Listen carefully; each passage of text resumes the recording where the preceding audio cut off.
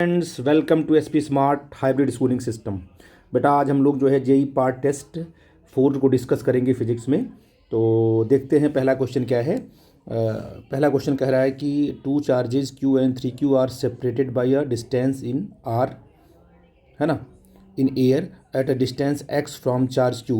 The resultant electric field is zero, the value of x. क्या बोल रहा है?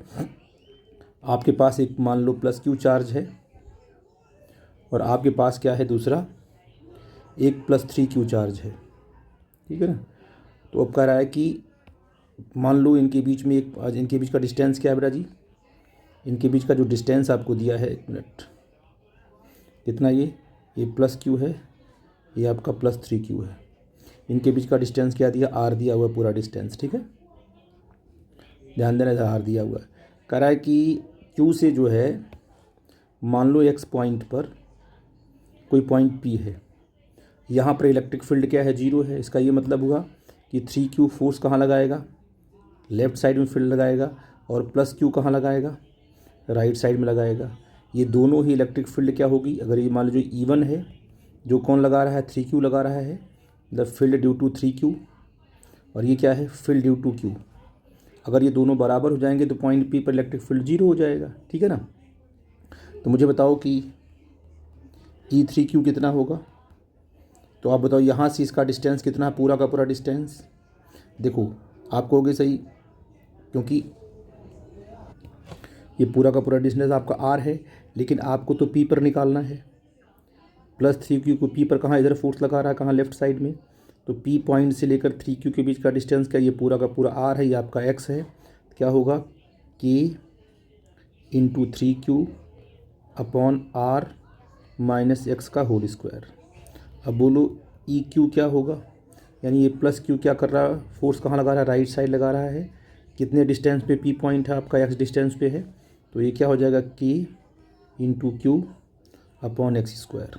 अगर इलेक्ट्रिक फील्ड बराबर है तो ये थ्री क्यू और यू क्यू ये दोनों बराबर होंगे बेटा जी, है ना।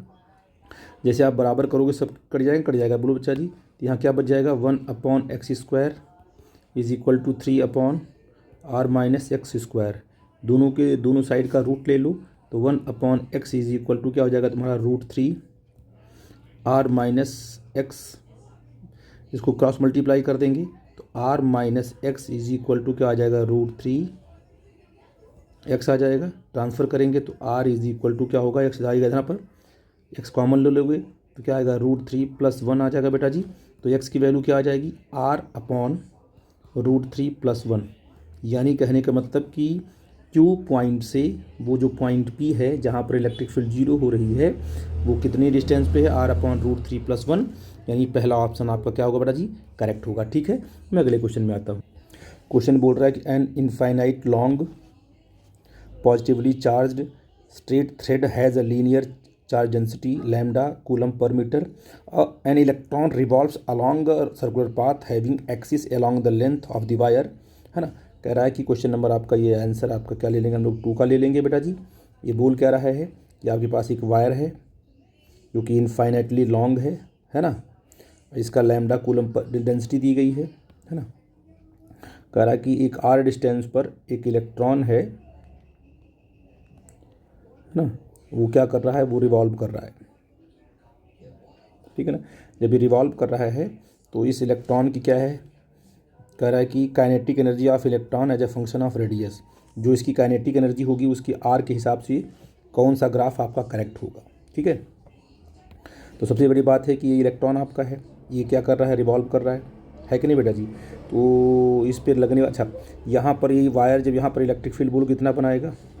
यहाँ पर जो इलेक्ट्रिक फील्ड बनाएगा ई इज इक्वल टू क्या होता है? 2K लैम्डा अपॉन आर होता है। तो फोर्स कितना यहाँ हो जाएगा?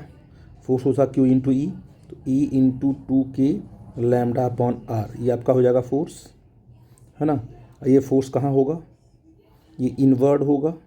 कहाँ होगा? इनवर्ड होगा। और अगर इसके पास मान लो टेंजेंशियल वेलोसिटी आपने अगर वी ले ली है तो यही फोर्स क्या होगा? सेंट्रीपिटल फोर्स के बराबर होगा। mv² बाई क्या होगा तुम्हारा? R is equal to 2K lambda E upon हो जाएगा तुम्हारा आर से आर बड़ा कट जाएगा। ठीक है ना। mv² आ गया। अब मुझे बताओगे अगर आप 1/2 से क्या कर दो? 1/2 एम वी स्क्वायर कर दो, यहाँ 1/2 तक लैम्डा के इंटू ई आ जाएगा। ठीक है बेटा जी। अब मुझे बताओ कि लैम्डा ये आपकी हो जाएगी kinetic energy, and this is the kinetic energy is equal to क्या आ गया, लैम्डा के इंटू ई। लैम्डा के और ई दोनों ही कांस्टेंट है, इसलिए इस केस में तो तुम्हारी जो काइनेटिक एनर्जी होगी वो कैसी होगी बेटा जी, कांस्टेंट होगी। इसका मतलब क्या होगा, अगर हम ग्राफ बनाते हैं इसमें आर में और काइनेटिक एनर्जी में, तो यहाँ पर तो काइनेटिक एनर्जी है, लेकिन वो काइनेटिक एनर्जी अगर यहाँ पर ग्राफ बनाया आपने तो वो काइनेटिक एनर्जी क्या होगी, आर के साथ क्या होगी, कांस्टेंट होगी। यहाँ पर जो काइनेटिक एनर्जी आपकी आएगी वो कैसी आएगी बेटा जी, कांस्टेंट आएगी। ठीक है ना। तो आई थिंक पहला ग्राफ आपका करेक्ट होगा। ठीक है, अब मैं अगले क्वेश्चन में आता हूँ। अगला क्वेश्चन क्या है, 5 चार्जेस, यहाँ पर सारे चार्जेस आपको दिए गए हैं। कह रहा है कि the electric flux due to this configuration through a surface, ये आपका एस दिया है सरफेस, इसके थ्रू कितना इलेक्ट्रिक फ्लक्स पास होगा। तो गॉस के हिसाब से अगर ये गॉसियन सरफेस है तो इस सरफेस के बाहर जो भी चार्जेज हैं उनकी वजह से इलेक्ट्रिक फील्ड नहीं बनता है, इसके अंदर ही इलेक्ट्रिक फील्ड बनेगा अकॉर्डिंग टू गॉस लॉ। क्या कहता है कि टोटल फ्लक्स क्या होता है, Q enclosed upon epsilon not. कितना क्यू इनक्लोज है, 516 माइनस 2 4 हो जाएगा तुम्हारा ना, तो हो जाएगा 4 Q upon epsilon not. Simple सी बात है, आई थिंक बात समझ गए। सी ऑप्शन आपका करेक्ट होगा। ठीक है बेटा जी, केवल गॉसेस लॉ पे ये अप्लीकेबल था, लगा के आपने आराम से इसको ब्रेक कर लिया। मैं आगे चलता हूँ बेटा। अच्छा बेटा देखो, आपका आंसर नंबर आपका 4 देख लो आप लोग, है ना। अगर आपके पास एक स्फेरिकल शेल है, ठीक है ना, जिसकी रेडियस हमने क्या लिया, आर ले लिया, है ना, ये आपका आर है, इस पर पॉजिटिव चार्ज आपने डिस्ट्रीब्यूट करा लिखा है ना, जिसकी चार्ज डेंसिटी आपने क्या ले लिया, सिग्मा ले लिया। तो आप ये समझ लो इसके जस्ट सरफेस पे जो इलेक्ट्रिक फील्ड होता है ना, ये होता है सिग्मा अपॉन एप्सिलॉन नॉट। कई बार पूछा गया है, आप लोग याद करना कि जो कंडक्टर होता है या स्फेरिकल सेल होता है उसके जस्ट सरफेस पर इलेक्ट्रिक फील्ड की वैल्यू क्या होती है, सिग्मा अपॉन एप्सिलॉन नॉट होती है बेटा जी। तो आई थिंक ये बी ऑप्शन आपका करेक्ट होगा। ठीक है ना, ये आपको याद करने वाली है, इसका डेरिवेशन भी है लेकिन यहाँ डिराइव करूँगा नहीं, तो आप लोग इसका रिजल्ट याद रखो। ठीक, क्वेश्चन बोल रहा है कि a charge Q is placed at the centre of the one of the surface of a cube, the flux linked with the cube is. आपके पास एक क्यूब है ना, और ये क्यूब आपको दिया गया है, कई बार इस पे क्वेश्चंस आए हुए हैं, तो इस पर आप लोग ध्यान देना। ये आपका क्यूब है, यहाँ मैंने बना दिया ऐसे, ठीक है ना। इसके सरफेस के सेंटर पे हमने क्या, एक चार्ज रख दिया। जब आप चार्ज रखते हो, क्यू चार्ज रखते हो ना, कितना रखा आपने, क्यू चार्ज रखा ना, हाँ कितना चार्ज यहाँ, क्यू, हाँ क्यू चार्ज रखा आपने है। सरफेस पे रखोगे तो आधा हाफ चार्ज कहाँ होगा, बाहर होगा, और हाफ कहाँ होगा, अंदर होगा। तो हाफ चार्ज ही आपकी इसके अंदर होगा। तो बताइए इसमें से जो फ्लक्स ऐसे निकलेगा, जो इस सरफेस से फ्लक्स बाहर निकलेगा ना, तो इस पूरे की पूरे क्यूब के अंदर कितना चार्ज इंक्लूड है, क्यू बाई टी, पूरा चार्ज है क्यू। तो हाफ चार्ज कहाँ होगा, अंदर होगा, हाफ कहाँ होगा, बाहर होगा, याद रखना। तो जो टोटल फ्लक्स क्या होगा, Q enclosed upon epsilon not. Q कितना अंदर है, क्यू बाई 2 है अपॉन एप्सिलॉन नॉट। तो आपका ऑप्शन नंबर क्या होगा बड़ा करेक्ट होगा, आपका ऑप्शन नंबर क्या होगा, ये सी करेक्ट होगा। ठीक है ना। कभी कभी क्या है, इस पर 2 क्यूब लगाते हैं बाहर से। मान लो अगर आपने क्या है, अगर आपको ऐसे नहीं समझ में आता तो क्या करो, आप एक क्यूब और लगा दो बाहर से, तो 2 क्यूब हो जाएगा। तो टोटल फ्लक्स जो पास होगा दोनों क्यूब से कितना होगा, क्यू अपॉन एप्सिलॉन नॉट होगा। एक क्यूब से कितना होगा, क्यू अपॉन 2 एप्सिलॉन नॉट होगा। ठीक है ना, ऐसे भी आप कर सकते हो। ठीक है, आप देखिए आंसर नंबर इसका 6 क्या आएगा। बोल रहा है कि an electric field given by E आपको दिया गया, कितना है वेक्टर ई आपको दिया गया है 6i cap plus 5j cap और प्लस 3k कैप, है ना। और फिर आपको दिया गया एरिया कितनी दी गई है, आपको दी गई सिंपल 30i कैप। तो आपसे पूछा है कि फ्लक्स क्या होगा। फ्लक्स क्या होता है, ई डॉट ए होता है डायरेक्ट। तो ई डॉट अगर डॉट करेंगे तो जी के साथ डॉट तो होगा नहीं, सिर्फ किसके साथ होगा, 30 के साथ आई कैप के होगा। तो मल्टीप्लाई करेंगे इसको सीधे 6 और 30 कितना हो जाएगा तुम्हारा 180। तो फ्लक्स तुम्हारा कितना आ जाएगा 180 आ जाएगा। ऑप्शन नंबर आपका डी क्या होगा बेटा जी, करेक्ट होगा। ठीक है, सिंपल फार्मूला लगाओ और आंसर निकाल दो। मैं आगे चलता हूँ। अब यहाँ बोल रहा है कि 2 charges of 5q minus 2q are situated at the point 3a, 0 and minus 5a, 0। ठीक, तो आपको बनाना है एक डायग्राम बनाना इस तरीके से, देखो ध्यान से, है ना। अब आपने कहा कि हमने ग्राफ बनाया इस तरीके से, देखो ध्यान से, ऐसे हमने ग्राफ बनाया। अब एक हम बनाएंगे तो उसका जो कितना है एक्स एक्सिस पे कितना है रखा हुआ है, यहाँ आपका कितना है, ये 3a है और ये कामा 0 है। बोलो बच्चा जी। और मैं कहूँ कि वाई एक्सिस की बात अगर करूँ, वाई पे एक्स है, वाई पे कितना आपका है, नीचे आएगा ना वाई पे, तो यहाँ पर आपका आ गया -5a,0 हो गया, ठीक है ना। ये इसका सेंटर है। तो कह रहा है कि हमने क्या किया, the electric flux through a sphere of radius 4a having centre क्या है, सेंटर से क्या करो, एक आप रेडियस बनाओगे तो आप देखो क्या देखोगे, अगर आपका ये बनाओगे ऐसे 4a बनाओगे तो आपका रेडियस आपके बने, सॉरी ऐसे ही बनेगा ना, ऐसे बनेगा, क्योंकि ये इसकी क्या रेडियस आपकी रेडियस से यहाँ से यहाँ तक पूरा 4a है। तो अब बताओ कि 5a वाला चार्ज इसके अंदर आएगा, बिल्कुल नहीं आएगा। कौन सा चार्ज आएगा, सिर्फ 3a वाला चार्ज आएगा। तो 3a पे कितना चार्ज रखा है आपका है, बोलो जी, रखा है। इस पर कितना चार्ज रखा है, इस पर चार्ज आपका रखा गया है कितना, +5q चार्ज रखा गया है। तो इस सरफेस में कितना चार्ज इंक्लूड है, 5q। तो क्या कहता है गॉसियस लॉ क्या कहता है कि total flux link to through surface क्या होगा, q include upon epsilon naught. तो कितना चार्ज इंक्लूड है, 5q अपॉन एप्सिलॉन नॉट, क्योंकि ये तो बाहर निकल गया। ये आपका आंसर आ जाएगा। आई थिंक ये आपका आंसर कौन सा होगा, ऑप्शन नंबर डी आपका करेक्ट होगा, ठीक है बेटा। क्वेश्चन बोल रहा है कि C1 C2 और 2 हॉलो कॉन्सेंट्रिक क्यूब्स, ठीक है ना। ये क्यूब आपका छोटा सा बना हुआ है ऐसे, ठीक है बेटा जी। तो उसको बना लेते हैं ऐसे,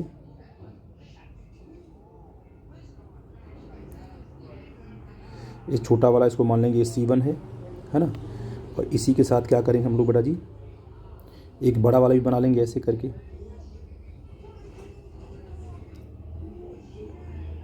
ठीक है। ये क्यूब बना हुआ है, एक अंदर क्यूब है जिसका नाम है C1 और एक बाहर क्यूब है जिसका नाम क्या है C2। इसमें दो चार्जेज हैं, एक तो इस छोटे वाले क्यूब के अंदर है और एक वाला इस बड़े वाले के अंदर आ रहा है, ठीक है ना। तो अब पूछ रहा है कि भाई अब ratio of the electric flux passing through the C1 and C2। C1 से कितना फ्लक्स पास होगा, तो C1 से जो फ्लक्स पास होगा उसका नाम होगा φ1। अब C1 के अंदर कितना चार्ज इंक्लूड है, 2q, तो यहाँ होगा तुम्हारा ये 2q अपॉन एप्सिलॉन नॉट हो जाएगा। अच्छा C2 से कितना पास होगा, C2 में तो 2q और 3q दोनों ही इंक्लूड है, क्या आएगा 5q अपॉन एप्सिलॉन नॉट आ जाएगा बेटा, ठीक है ना। अब इसका रेशियो निकालेंगे तो क्या होगा तुम्हारा, ये इससे कट जाएगा, ये इससे कट जाएगा, तो φ1 अपॉन φ2 का जो रेशियो आ जाएगा वो 2/5 आ जाएगा। आई थिंक मेरी बात समझ पा रहे हो। तो मेरे हिसाब से तो ऑप्शन नंबर आपका डी करेक्ट होगा ना, 2:5 आएगा, ठीक है बेटा जी। मैं अगले क्वेश्चन में आता हूँ। अब ये बोल रहा है कि भाई E.ds इज इक्वल टू 0, मतलब closed integration E.ds is equal to 0 over the surface, है ना। तो क्या क्या पॉसिबिलिटी है, जब E.ds मतलब टोटल फ्लक्स ही आपका 0 हो गया। टोटल फ्लक्स कब 0 होता है कि अगर मान लीजिए कोई सरफेस है, इस सरफेस के अंदर कोई चार्ज ही ना हो, तो फ्लक्स आपका 0 होगा। अगर चार्ज हो तो कितना हो, मान लो +q हो, इतना ही क्या हो, -q हो। जितना चार्ज क्या हो बाहर निकले, है ना, उतना ही चार्ज क्या हो तुम्हारा अंदर आ जाए, तब 0 होगा फ्लक्स, ठीक है ना। जितना चार्ज आउट गोइंग उतना इनकमिंग हो, यानी दो चार्ज होने चाहिए, अपोजिट चार्जेज होने चाहिए और साथ में सेम मैग्नीट्यूड के, या तो कोई चार्ज ही ना हो। तो आपको दिया है the magnitude of electric field, सब दिया, देखो यहाँ पर, देखो लास्ट में दिया है the number of flux lines entering, जितना लाइन क्या हो रही है बेटा जी, एंटर कर रही है, और must be equal to the number of lines leaving, उतना ही लाइन क्या है इसको बाहर निकल रही हो, तभी जाकर इसमें फ्लक्स क्या तुम्हारा 0 होगा। बिल्कुल बात सही है, क्योंकि इसके अंदर दो चार्जेज होंगे, दोनों का मैग्नीट्यूड सेम होगा और दोनों जस्ट अपोजिट होंगे।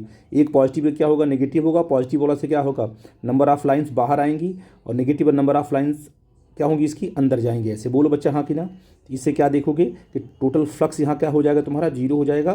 तो ऑप्शन नंबर आपका डी करेक्ट माना जाएगा, ठीक है। अब अगला क्वेश्चन देखो क्या है तुम्हारा, क्वेश्चन नंबर 10। तो क्वेश्चन नंबर 10 क्या बोल रहा है बेटा, ध्यान देना कि 2 पॉइंट चार्जेज -q दिया है आपका, ये क्या है, इधर क्या दिया है -q दिया है, इधर क्या दिया आपका है, ये आपका +q दिया हुआ है, और ये लेंथ आपकी l दी गई है ना।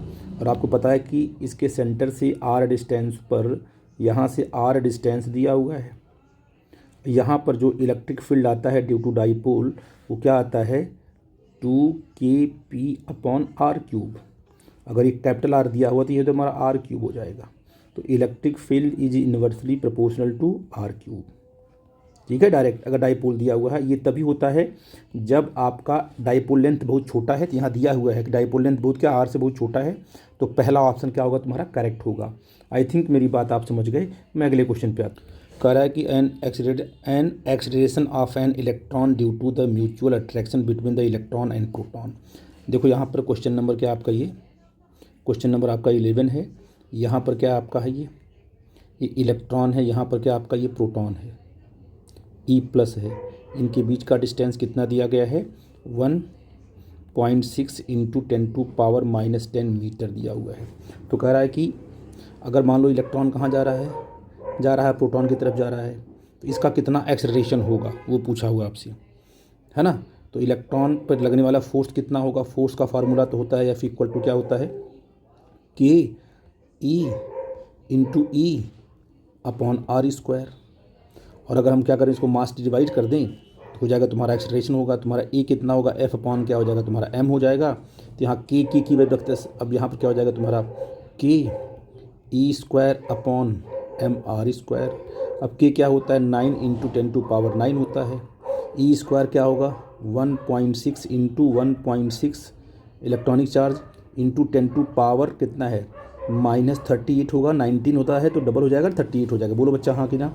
अपॉन क्या कर देंगे, mass of electron 9.1 into 10⁻31 kg होता है। और इंटू आर की वैल्यू क्या होती है, यहाँ दिया गया आर स्क्वायर दिया है, यानी 1.6 इंटू 1.6 है कि नहीं बेटा जी, और इंटू स्क्वायर दिया है तो जाएगा तुम्हारा 10⁻⁻20। ठीक है बेटा जी। अब देखो सब कटेगा, जो कटेगा वो काट दो, कट जाएगा। ये 1.6 कट गया, इससे ये कट गया, क्यों बच्चा जी, है ना। 9 से आपका 9 ही कट गया। अब देखो यहाँ पर कितना आ गया, यहाँ पर 9, यहाँ कितना 38 है। इनको आप ऐड करोगे तो हो जाएगा तुम्हारा कितना, 31 और 20 हो जाएगा 51 ऊपर जाएगा। और यहाँ से अगर माइनस करोगे इसमें से 38 में से, तो ये आपका जाएगा 29। ठीक है ना। तो 51 माइनस 29 करोगे तो यहाँ आ गया 2, और यहाँ आपका आ जाएगा बेटा जी, यहाँ आपका आ जाएगा 2। तो कितना आ जाएगा ऊपर जाने पर, ए की वैल्यू आ जाएगी 10⁻22 मीटर पर सेकेंड स्क्वायर हो जाएगी। मेरे हिसाब से ये ऑप्शन सी ऑप्शन आपका करेक्ट होगा। ठीक है बेटा।